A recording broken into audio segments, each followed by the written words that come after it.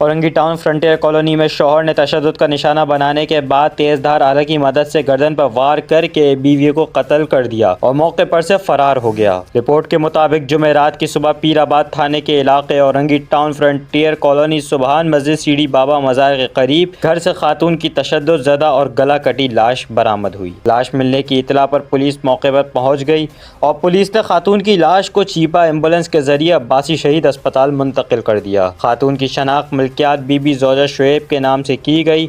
मकतूला 7 बच्चों की माँ थीं।